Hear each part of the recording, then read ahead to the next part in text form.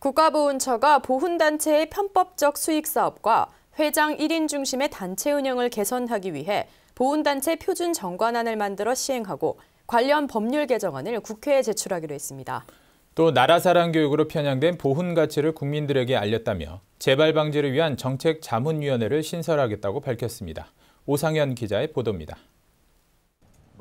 국가보훈처가 보훈단체 운영의 민주성을 제고하기 위한 방안을 마련했습니다. 상위군경회가 회원복지와 일자리 제공을 위한 본래의 목적에서 벗어나 일부 수익 사업을 승인받지 않고 운영하는 등 편법적으로 운영하고 있다는 지적에 따른 겁니다.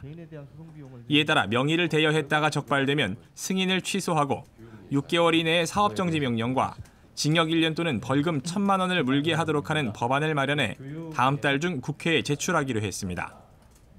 재향군인회의 혼탁한 회장 선거를 막기 위한 방안도 마련했습니다. 단체 운영의 민주성을 제고하기 위해 회장 선거를 선거관리위원회에 위탁하고 이사, 감사 등 임원진 선출 방식을 개선하는 내용 등을 담은 보훈단체 표준 정관안을 만들어 시행할 계획입니다. 과도하고 무분별한 투자로 인한 부채로 정상적인 단체 운영이 불가능함에도 회장 1인 중심의 구조로 각종 이권으로 인한 부정에 취약하고 혼탁한 회장 선거가 지속되고 있기 때문입니다.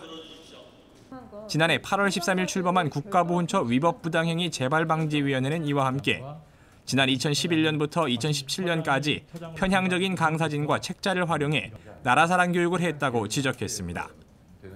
국가보훈처는 이 같은 정책 추진의 재발 방지를 위해 다음 달 중에 국가보훈처 정책자문위원회를 신설하고 운영하기로 했습니다.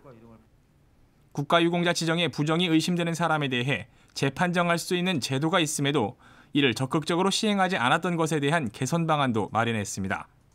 권익위 등 공고 외에 수사기관 요청에 대해서도 직권재판정 신체검사를 실시하는 규정을 마련하고 화상 등 호전 가능성이 있는 질환에 대한 주기적 직권재판정 대상을 확대하며 의학발전 등 여건 변화를 반영한 상위등급체계 개편을 검토하겠습니다. 국가보훈처는 앞으로 독립과 호국, 민주정신을 모두 아우르는 보훈 가치를 국민들에게 전달함으로써 국민 통합에 기여하고 보훈단체가 국민들에게 신뢰받고 존경받도록 단체 운영의 민주성과 투명성 확보에 모든 노력을 기울이겠다고 강조했습니다. 국방뉴스 오상현입니다.